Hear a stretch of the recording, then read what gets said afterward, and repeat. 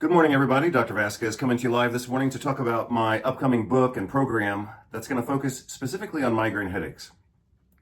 So I've been teaching and writing about pain and inflammation and nutrition and functional medicine for really the past 30 years.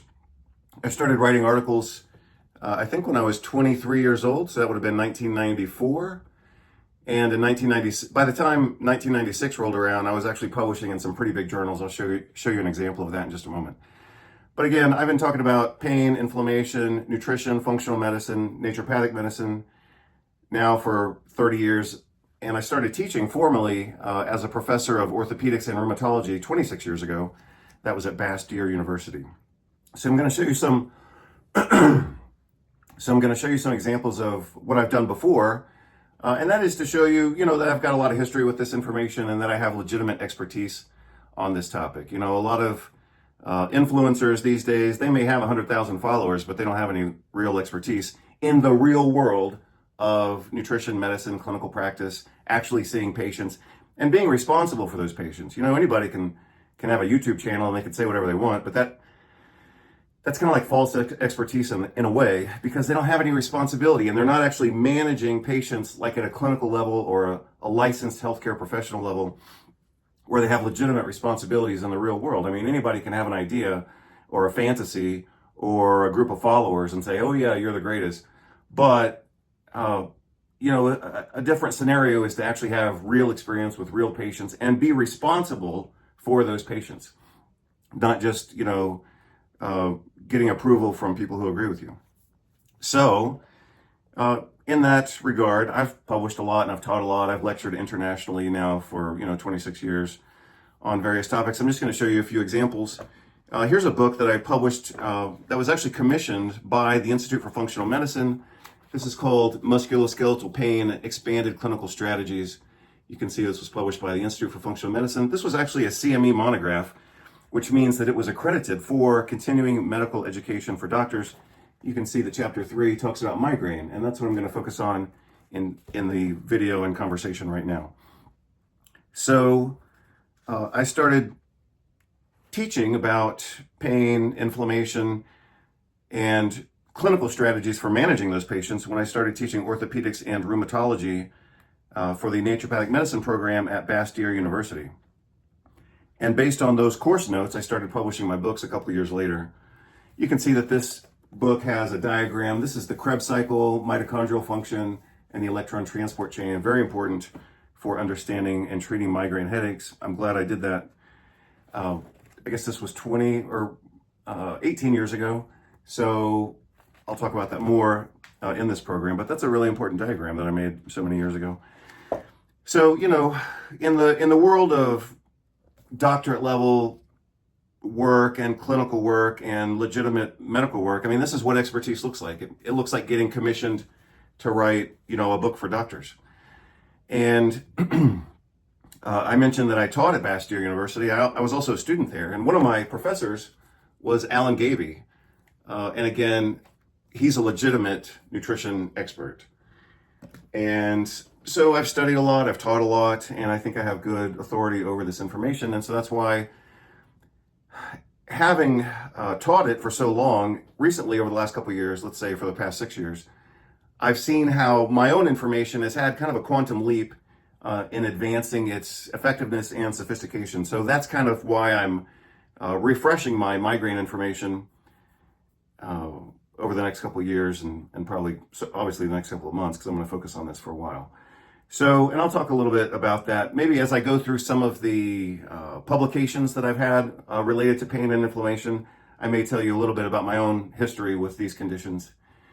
So again, I've been talking about this stuff for a long time. Migraine and cluster headaches are the main focus of what I'm going to talk about for the next couple of months in my next book. I'll also talk about complex regional pain syndrome, which is supposedly an untreatable problem, but I actually had it and I cured myself of that problem. So based on that experience, and that was after I had published a lot. So, the book I just showed you, which is a reasonably authoritative document on the clinical management for doctors in the treatment of chronic pain conditions, I was already an expert on chronic pain. This was published back in 2008. In 2016, I published another book called Inflammation Mastery. As you can see, it's quite big. And I talked about migraine and complex regional pain syndrome in this book as well. However, a couple years later, I actually developed in my own body, in my own experience, complex regional pain syndrome. And so the point that I'm making is that when I had the condition myself, I obviously had to increase my level of expertise in that topic in order to cure myself. Otherwise, I was just screwed. So that was actually during the pandemic. So we were living in northern Spain at the time, and I had a really, traumatic accident. And after that, I developed complex regional pain syndrome, usually follows some type of injury. And I was screwed. So it was in the middle of the pandemic. We were on a farm in northern Spain. And here I was injured and then developed CRPS. Well, again, that was in 2020, but a couple of years before that, in 2016, I had updated my information on migraine, as well as fibromyalgia and complex regional pain syndrome. Based on the work that I did to update this book, I actually published a research letter on complex regional pain syndrome. I actually included it in the book. You can see it right here. Neuroinflammation and fibromyalgia and complex regional pain syndrome is multifactorial. So this was published in Nature Reviews Rheumatology, definitely a top-tier journal. And again, that was in March of 2016. That's the same month that I published the book. So as soon as I published the book and had this article published by this major journal, I reformatted the book so that I could include the article in the book. So that's why you see it. These both came out at the same time in March of 2016. But as I was saying, based on point number 2 here, complex regional pain syndrome, I already had expertise in chronic pain management. I had already written on it. I'd published a lot of articles. I had taught. I had written books on it. And then I actually had it myself. And so then I had to go to the next level of expertise. And based on a lot of that personal experience and the research that I did in order to kind of cure myself, I am going to obviously put that into the new program and the new book that's going to come out, again, maybe this year in 2026 or next year in 2027. So I encourage you to share this with your friends. Like if you know anybody who has migraine, I'm sure you do. It's about 20% of the population. Cluster headaches, often considered to be untreatable, but complex regional pain syndrome is almost always considered untreatable. But I had it and I cured myself within a couple of months. So yeah, that was a hell of an experience. So again, I encourage you to share this and be generous and share it with people you know who are suffering from these conditions. I also did have fibromyalgia for a couple of years. So my fibromyalgia experience actually started when I was 25, 24 years old. And, you know, back then, nobody really knew anything about it. So I did have it, and I've written about it. I've published on it. I understood the condition very well, and I was able to manage my fibromyalgia very well for decades. I even had it, I had it well managed even while I was going through medical school.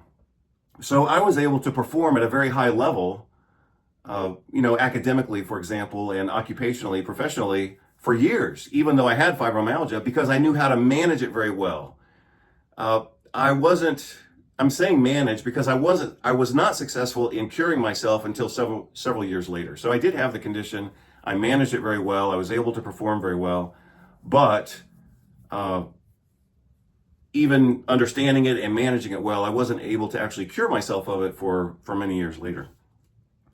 So again, migraine, cluster headaches, complex regional pain syndrome, fibromyalgia, these are all pain conditions that have a component of inflammation that we call neuroinflammation. And we also see that neuroinflammation is a component of other conditions like Parkinson's, Alzheimer's, also depression, anxiety, and autism. I've also published on autism. I've done some videos and certainly have published book chapters related to depression and anxiety as well. So overall, my videos tend to be pretty spontaneous, as you can see right now. I don't script out my presentations. I just start talking and hope it works out.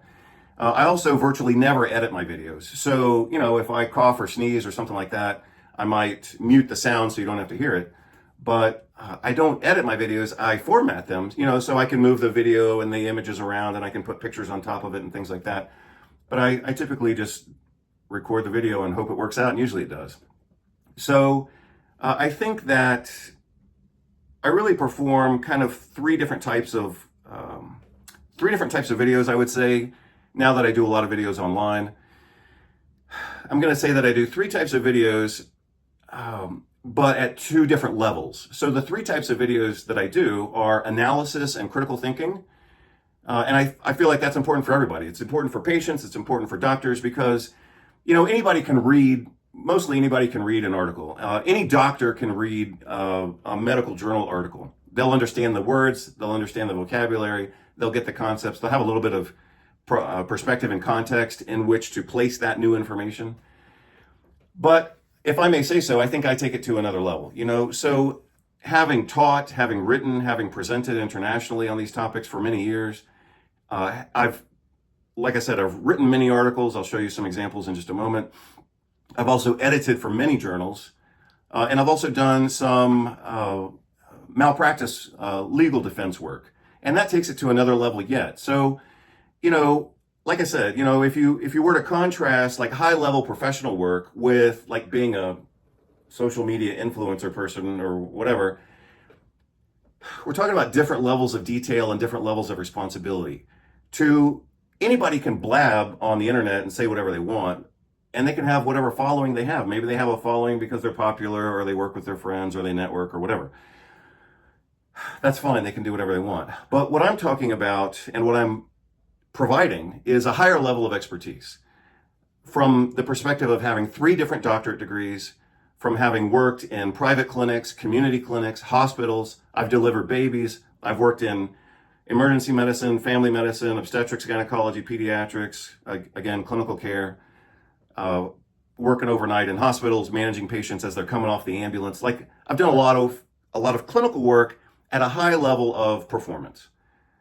And again, between teaching, writing, editing, clinical work, and doing malpractice work, that's just a different level of analysis and a different level of critical thinking that has to be applied to those situations, not just making a video and throwing it out on YouTube and saying, oh yeah, it's good enough. So I do occasionally take some deep dives into analysis and critical thinking. You'll see those.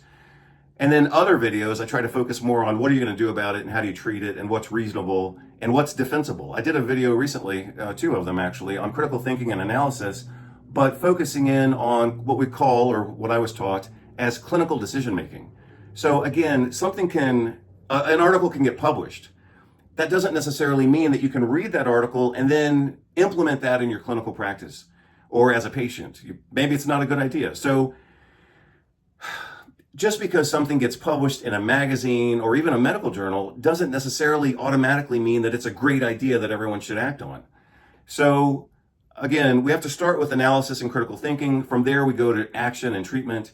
And then the third type of video I do, sometimes I just do video on whatever topic that interests me. I've done videos on watches, for example. I've done videos on travel or food or politics or whatever.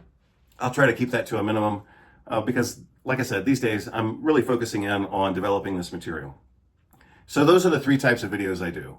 Analysis, number 1, analysis and critical thinking has to be part of everything that I do because that's the world that I live in terms of academics and professional work. Number 2 is treatment and action. Now that we've thought about it, and now that we've analyzed it, what are we going to do about it? And then, like I said, sometimes I'll talk about whatever interests me. Like, I love art, I love architecture, I love music. I like the way that art and architecture and music influences society. So sometimes I'll do a spontaneous video on those things. The 2 different levels, so those are the topics. Again, analysis, action, and then whatever, number 3. The 2 different levels of presentations that I do are, number 1, spontaneous videos like this, where I don't script anything. I haven't really prepared a lot. In this case, I have prepared about 5 slides that we're going to go through. But I wouldn't say that I've over-prepared. I just did these yesterday. And then the second level of presentation that I do are kind of high-end professional presentations. Like when I used to do conference presentations for doctors and things like that. So I can do casual, spontaneous videos like this, and I can do high-level international conferences as well. And I certainly have. I've given presentations to medical audiences and doctor, healthcare professional audiences. 400, 500, 800. I think the biggest audience I've ever had in a room was 1,200 doctors.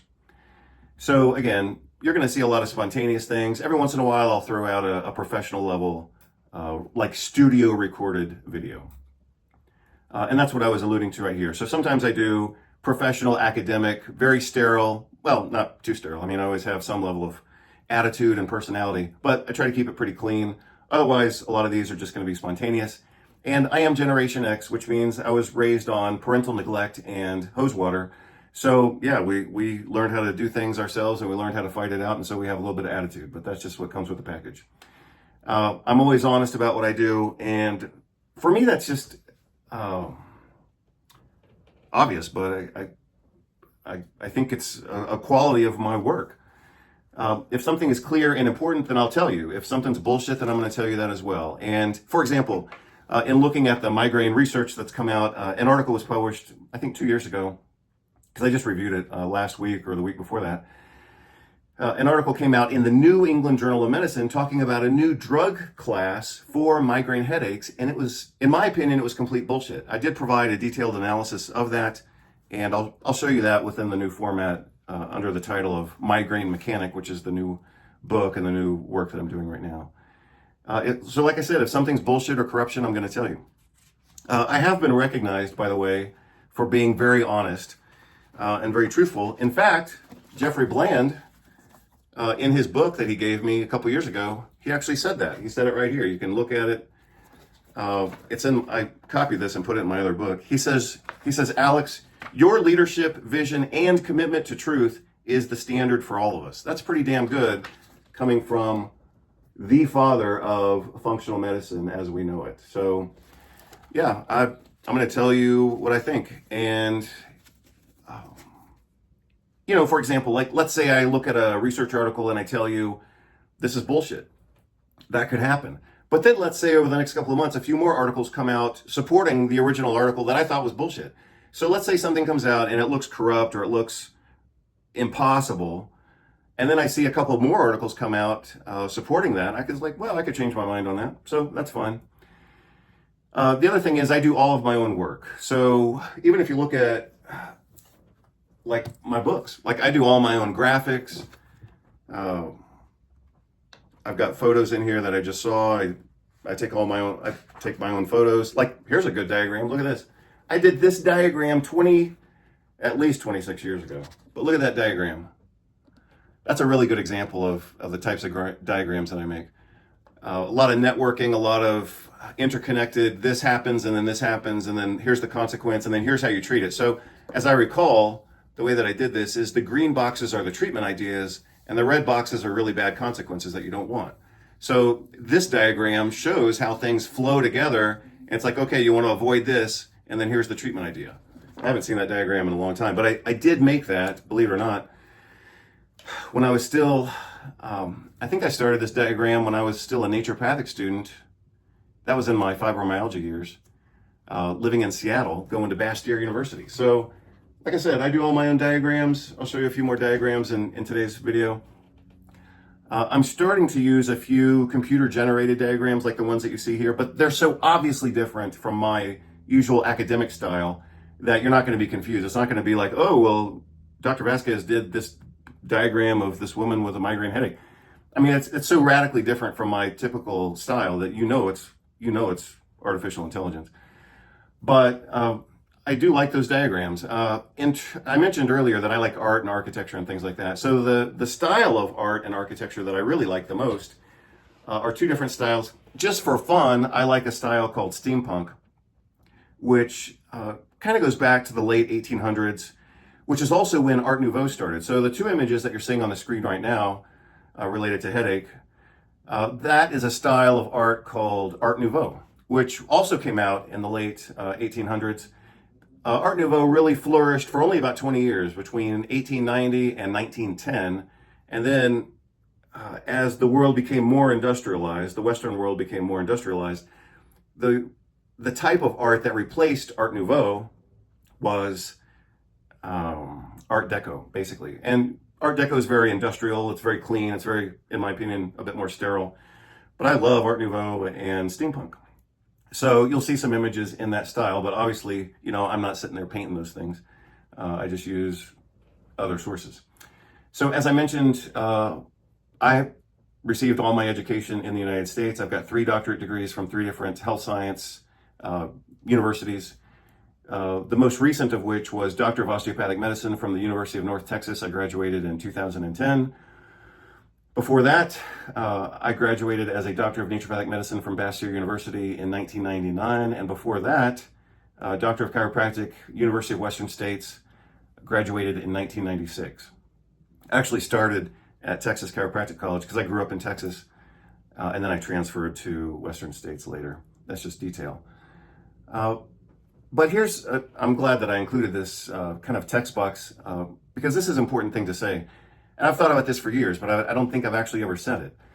So let me just read what I said here, and then I will explain it if it needs explanation. All education is perspective, but if a person just gets one perspective, then that becomes their way of seeing the world, right?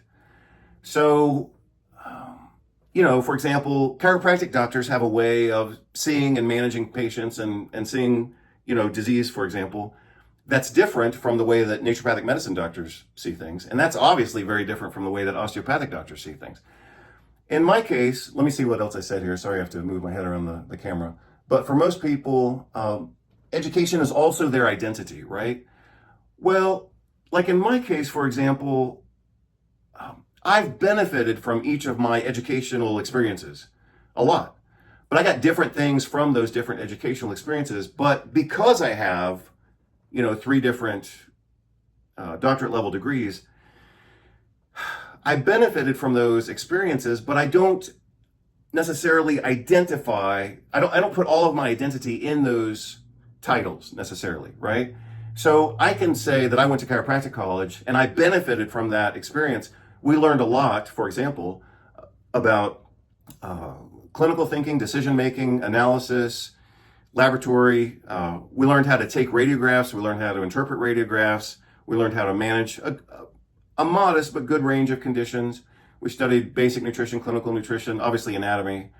But we had a lot of classes in patient management, how to manage patients, not just treat their problem, but how do you manage them within the context of their overall health and if they're progressing or regressing or whatever.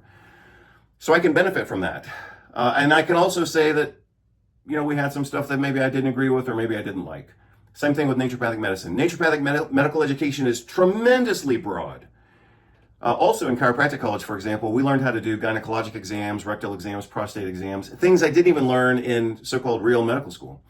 In naturopathic medicine, we learned how to treat a lot of conditions with a lot of different therapeutics. And at times, the program provided a really big buffet of options, but the intensity of the academic standards or performance wasn't as high as osteopathic medical school for sure. In osteopathic medicine, we learned how to really analyze details and we learned how to work really hard, but it was actually lacking in the actual clinical implementation of what we actually do. So again, having gone to 4 different universities and resulting with 3 different degrees, I can take the good and the bad from all of those and kind of put that into perspective and say, okay, from a chiropractic or nutrition standpoint, we could look at it like this. From a naturopathic medicine standpoint, we can look at it like this. From a medical standpoint, mostly focusing in on the use of drugs, we can look at it from this perspective. So that gives me a really broad range of options and therefore more effective strategies because I'm familiar with using just about everything. Again, I've worked in private boutique clinics. I've worked in community clinics. I've done inpatient work in hospitals, especially in family medicine. But family medicine is just huge. So, and I have a lot of respect for family medicine doctors because of that. So to be a family medicine doctor means basically studying everything because the idea of being a family medicine doctor is that you could be the only doctor in a small town and you've got to do urgent care, emergency medicine, obstetrics, gynecology, elder care, pediatrics, if I didn't already say that, but you got to manage everything. So, people think maybe that family medicine is kind of casual or whatever. Family medicine is devastatingly huge. I mean, you got to know so much. It's just bewildering. So again, I've published a lot, hundreds of scientific publications, but also presentations. Like I said, I used to do postgraduate lectures, and sometimes I was on a plane every 10 days, doing lectures. So I've published once in the paper journal of the British Medical Journal. I've published on their website 3 times. Annals of Pharmacotherapy, Nutritional Perspectives is a chiropractic journal. I've published there at least 11 times. Once in the Journal of the American Medical Association. Integrative Medicine is another journal. I've published some good stuff there. I'll show you an example in just a moment. Alternative Therapies in Health and Medicine, Journal of the American Osteopathic Association. Actually published on migraine headaches in that journal. A vitamin D clinical trial that we published in Journal of Clinical Endocrinology and Metabolism. A few others. Nature Reviews Rheumatology, I already showed you that one. That was on complex regional pain syndrome and fibromyalgia, both forms of neuroinflammation. Annals of the New York Academy of Sciences, that was a letter that I published, which I wrote it as a letter, but they turned it into an article that was on autism and the gut-brain axis, talking about dysbiosis and microbes. Arthritis and Rheumatism is the official journal of the American College of Rheumatology. I published in their journal in 1996, so that was 30 years ago. That was one of my first major publications, and I think I was 24 years old when I wrote it. I was 25 when they published it. And finally, I'll just say Journal of Orthomolecular Medicine. I've published there as well. I was actually editor of that journal for a while. Sorry, let me just go back since I have the infographic on vitamin D. One of the articles I published in Alternative Therapies in Health and Medicine was the vitamin D paradigm shift. So that was in 2004, so that was 22 years ago. And now everybody takes vitamin D and everybody talks about vitamin D, but I was actually the one who popularized that starting back in 2004. As I mentioned before, I've done a lot of academic work, a lot of teaching, either as a director or a professor, orthopedics, rheumatology, radiology, psychology, clinical nutrition, functional medicine, laboratory medicine, immunology, and inflammology, and international postgraduate conference presentations for about 20 years. I've published quite a few books, Integrative Orthopedics, Integrative Rheumatology, the Musculoskeletal Monograph that I just showed you, a couple of others, and then the big one here, Inflammation Mastery, which in my opinion is still a lovely book. So let's see, just a few more pages, and then I'm going to show you some of the artwork and the video material that I'm working on. And I'm just showing it to you so that you have context. And I'm going to show you the good and bad of that. I'm not going to show it to you like, oh, this is the new standard. I'm actually going to show you some things that are good and some things that are bad about it. On this page, you can see Inflammation Mastery is my textbook, my main book. But I've published many other articles talking about nutrition, talking about corruption in medicine, mitochondrial medicine. I'm a huge fan, I guess, of mitochondria and the relevance that they have for just about everything. And then below, at the bottom of the page, is that article that I published in Annals of the New York Academy of Sciences. That was in 2017, Biological Plausibility of the Gut-Brain Axis in Autism. So here are some of the diagrams. I talked about what my diagrams typically look like, and you can see those here. So I like to do a lot of biochemical flowchart diagrams like this. It's really the only way to understand biochemistry. I mean, biochemistry is basically the conversion of one thing to another. And you have to understand, we go from here to here to here, enzymes and different functions happen. But, in this case, this is a diagram on vitamin B12. So you have to eat it, it has to get absorbed, it has to go into the cell. And then inside the cell, it gets converted to other forms, either adenylcobalamin or methylcobalamin, as you can see here. And then it actually does its job that we're trying to accomplish. In the case of cobalamin, which is another name for vitamin B12, basically the job of B12 is to do what? It is metabolic detoxification. So the job that vitamin B12 accomplishes is to kind of clean out or detoxify either homocysteine down here or methylmalonic acid right here. So methylmalonic acid is a toxic metabolite that your body makes, and the only way for your body to get rid of it is through this enzymatic reaction that requires vitamin B12. So if you don't have vitamin B12, then your body accumulates methylmalonic acid, and that causes brain damage, mitochondrial impairment, and it actually promotes tumor growth. So that just shows you kind of, in one page, that shows you the importance of vitamin B12. Here's a diagram interconnecting music, language, natural sciences, and mathematics in this thing that we experience in its holographic form, so to speak, or three-dimensional form, or maybe in this case, four-dimensional form. Maybe we call that logic. But again, this is, like I said, I do sometimes videos on kind of random topics, and this is a somewhat random topic here, interconnecting music, language, natural sciences, and mathematics into logic and showing how those topics overlap. So, sorry, that advanced a little too quickly. Here's another kind of very simple flow chart, vicious cycle diagram that I did. And then here's one that I did on being an entrepreneur, entrepreneurialism, I guess. So this is a flow chart that I made this year talking about how to start a business. So like I said, I talk about lots of different topics. These are some of the diagrams that I've been kind of developing on the side, so to speak. And obviously, I can't claim full credit for these because it's artificial intelligence, but it's very distinct from the work that I do claim, which is my own diagrams. So I've done some videos using that technology recently, and I'm going to show you some examples of those videos one way or another. I'll either show it to you right now in video format, or maybe I'll include that video at the end of this. My idea originally was to show you the videos, but now that I've excerpted some of the examples, maybe that'll be sufficient, and I don't have to go through the video right now. I could put it at the end of this video so you'd still be able to see it, but I don't necessarily need to go through it. I think I can comment on it as it is. So let's look at this one, for example.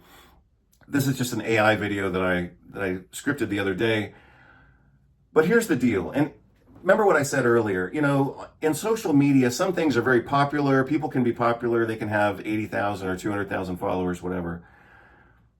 And in my perspective, in my analysis of some of their work, sometimes it's just bullshit.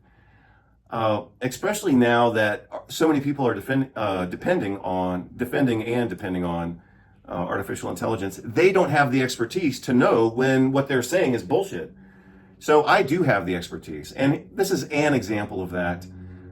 So here's a video that I scripted and prompted the other day, but the images that came out from artificial intelligence was junk.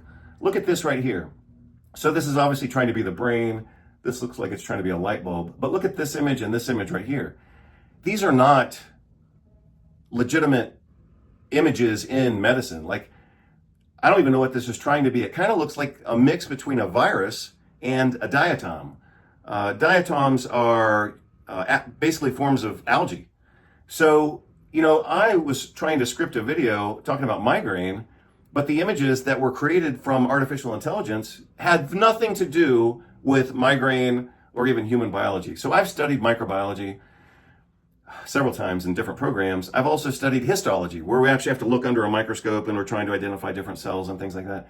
This does not exist in the human body. So again, anybody these days can talk junk on social media, but they don't have the expertise to know when something is junk. And this is junk. I mean, this is the best way I could describe this is to say that it's a virus. It looks like a virus capsule on the outside, but it kind of looks like a unicellular algae or a diatom on the inside. So again, this is just artificial intelligence garbage. This is a pretty good diagram.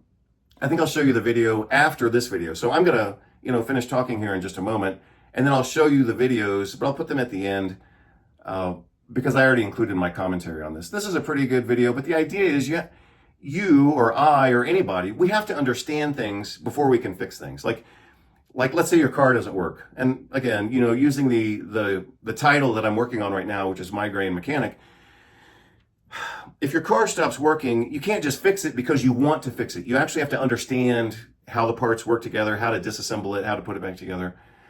And so, understanding is a prerequisite to repair. And so that's why I'm using kind of this image and this model.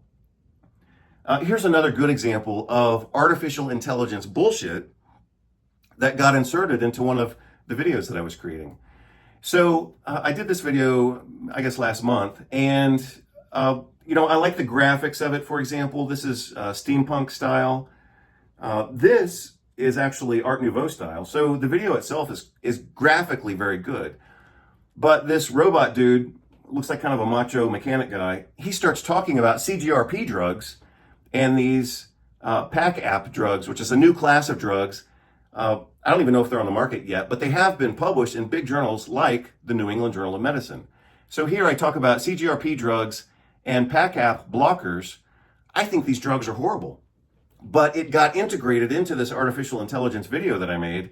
And so that's why I'm explaining to you. Again, at the level of somebody who's just trying to make material and gain a following or use artificial intelligence for their info, they don't know the difference between these details. Like this does not exist in the human body, and yet it was included in this conversation on migraine. This video automatically included the CGRP drugs and these new PAC-AP drugs, and they're both horrible. So the CGRP drugs for migraine they started out at a cost of $7,000 a year, but they only help 1 out of 6 or 1 out of 7 patients.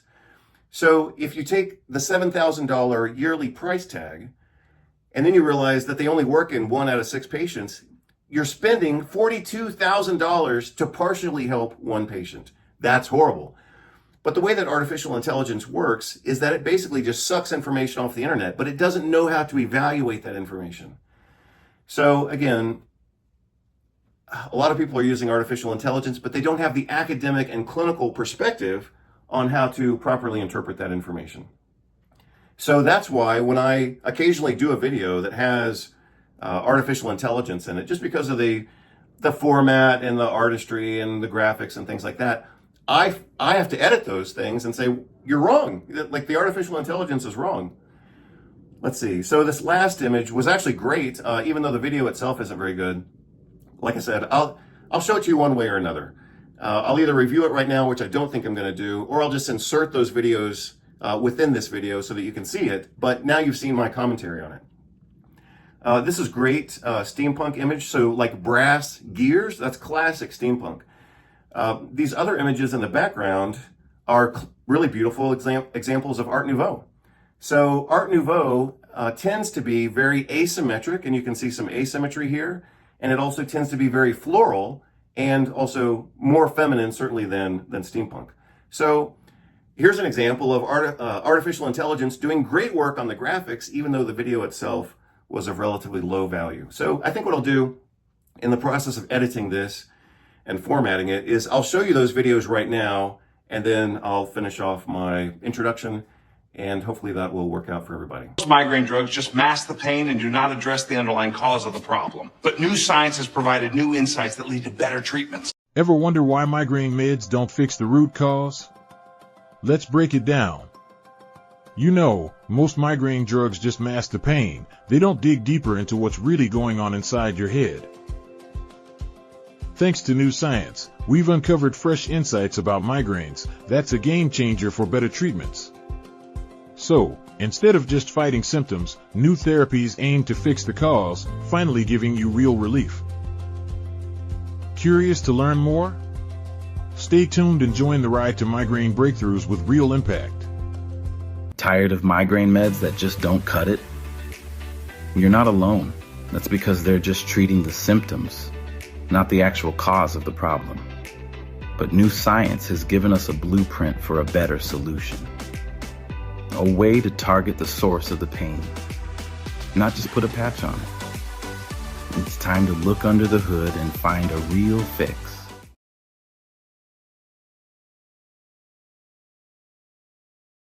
Welcome back to the workshop.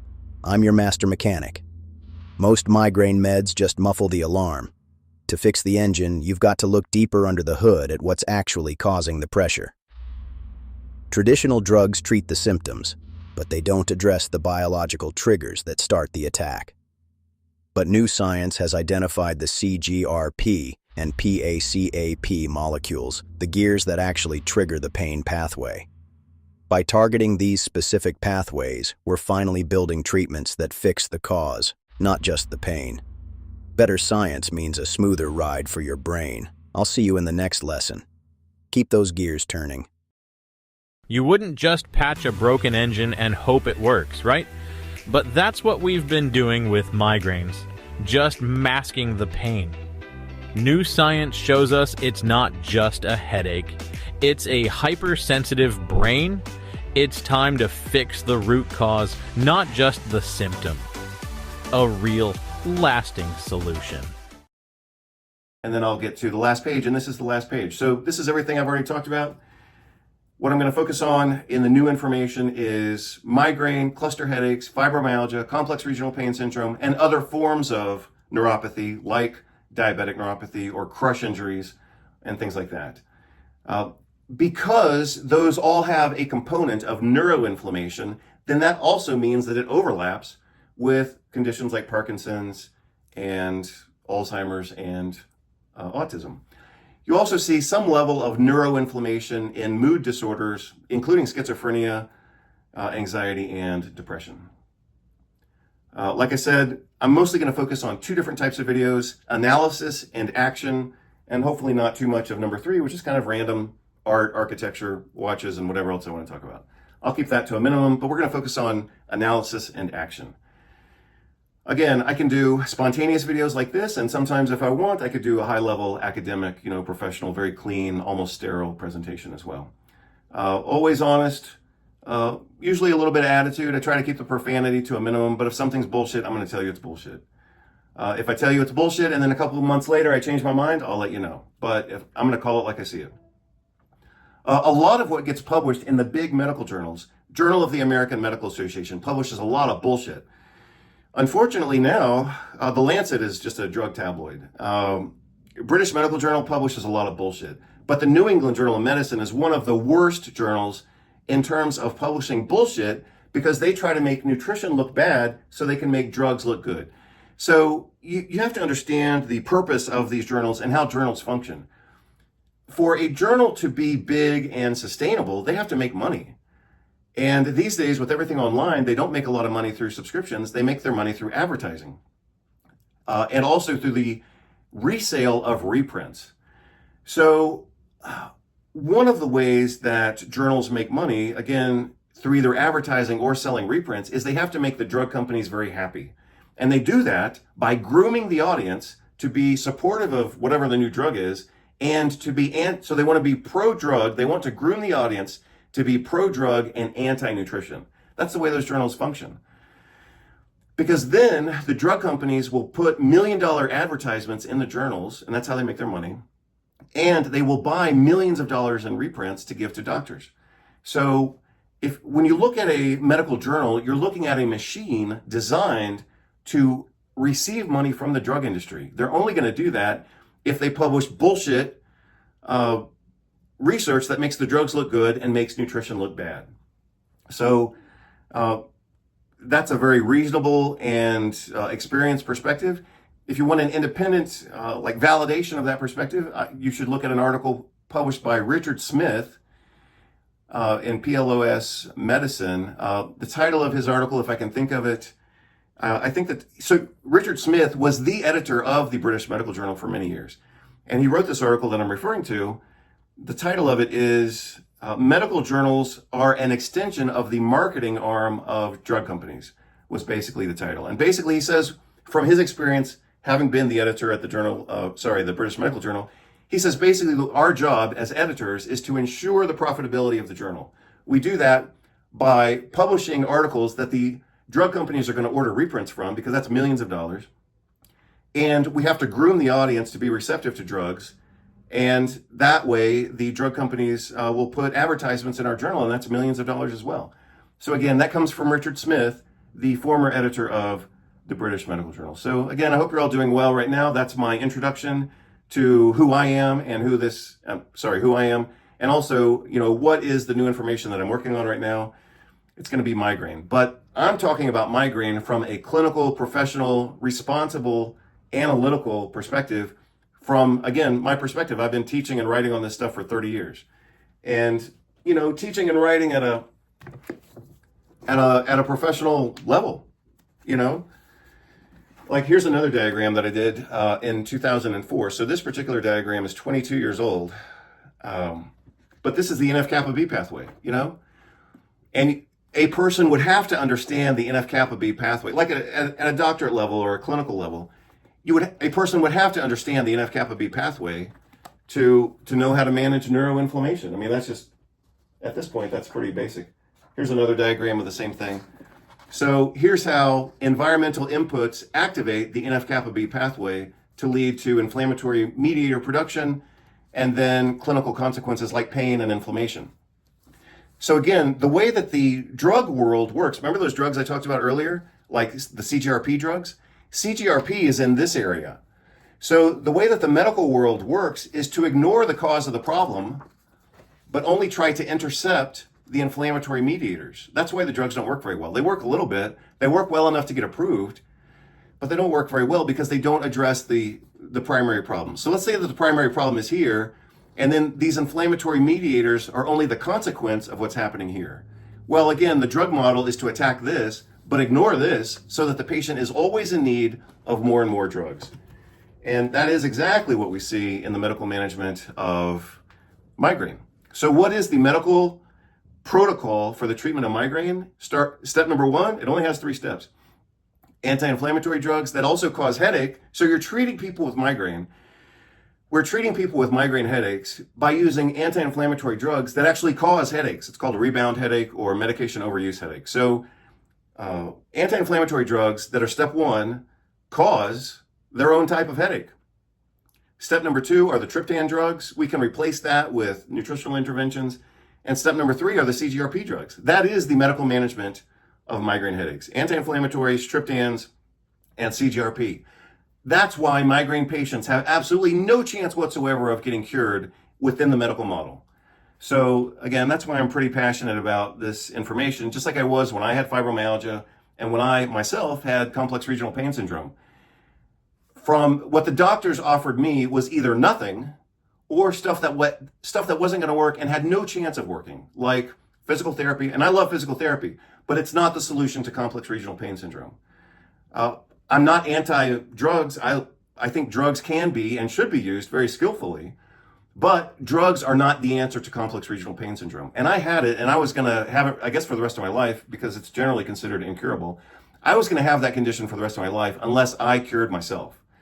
And so again, for me, that experience started in 2020, but I was already an expert in chronic pain management. I had already published books for continuing medical education organizations. I published this in 2008. I published this in 2016, including a chapter that talked about complex regional pain syndrome along with fibromyalgia. But when I had the condition myself, I then had to go to another level of expertise. And that is exactly what I'm talking about in the new pain and inflammation and neuroinflammation material that I'm working on. So the prototype, or one of the prototypes, I guess really the top 3 prototypes, the top 3 prototypes for painful neuroinflammation are migraine, and I'll put cluster headaches with that. So I'll say migraine and cluster headaches, complex regional pain syndrome, and other forms of peripheral neuropathy like crush injuries or diabetic neuropathy, and then fibromyalgia. Now, that neuroinflammatory component also applies to other conditions, like I already said, Alzheimer's, Parkinson's, schizophrenia, autism, anxiety, and depression. So you're going to see that even though, let's say I'm talking about migraine, or let's say I'm talking about CRPS. Let's say I'm talking about migraine or CRPS. Sure, I can talk about those conditions, but a lot of what I talk about also applies to other neuroinflammatory conditions. So hope you're all doing well. I'm going to go get breakfast right now, and I'll get this on the websites as soon as I can. Hope you're all doing spectacular. And again, this is Dr. Vasquez signing off. One more thing I'll mention since I see it here on the page. For most of my American life, I've been Dr. Alex Vasquez, and that was it. I do have a middle name that I've never really used. I didn't use it a lot until my mom died. My mom's last name was Kennerly, so my Spanish and Colombian side of the family has the last name Vasquez. That actually comes from northern Spain, a region called the Basque Country, which I absolutely love and had the pleasure of living there for a year.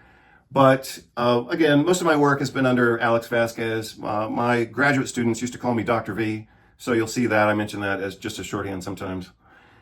But my mother's family name was Kennerly. They're from southern southern England, or the southern part of the UK. So legally, that's part of my name as well.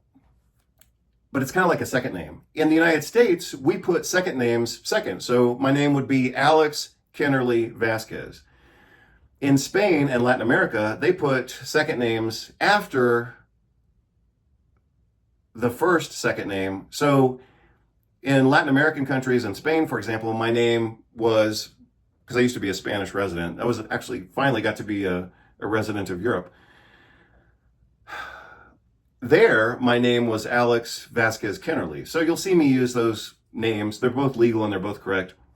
You'll see me use those names kind of interchangeably. And probably what I'm going to do, at least occasionally, is use Kennerly a little bit more, because when the pandemic started, I noticed that a lot of my work got censored. So I got censored off of Facebook, I got censored off of YouTube several times. Same thing with Twitter and that other platform, Blue something. I got kicked off of that because I talk about nutrition. So I'll give you an example. In 2014, I published a book called Antiviral Nutrition, which is actually included in this book. So in developing this work, I published a chapter out of this book called Antiviral Nutrition. And again, that was published in 2014. It was pretty successful. And it was on sale through the Amazon publisher for 6 years. But when the globalist pandemic started in 2020, they deleted and they started banning my books. So you can see here it is right here.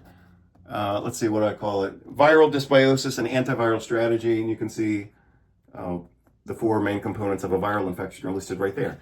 So like I said, when the globalists started enforcing censorship through books and articles and social media, they deleted a lot of my work. In fact, right now we're in 2026. Just last year, in 2025, the video platform Vimeo deleted 15 years of my work because they said, in writing, they said to me that I was not allowed to criticize Anthony Fauci in any way whatsoever. So I had done a critical analysis video of Anthony Fauci's interview in the New York Times. And I just did a basic academic review of it. I was saying, this is wrong, this is gaslighting, this is manipulation, this is misrepresentation. So I just did a critical thinking exercise looking at a public document published in the New York Times from an interview that they did with Anthony Fauci. Well, because of that, because I did it in video format and I put it on Vimeo, they deleted 15 years of my work in the year 2025, which goes to show you that the globalist agenda is still being enforced on people and they're still censoring information. So because of that, what I may do in the future is publish information under Alex Kennerly or Alex Kennerly Vasquez or AV Kennerly or something like that.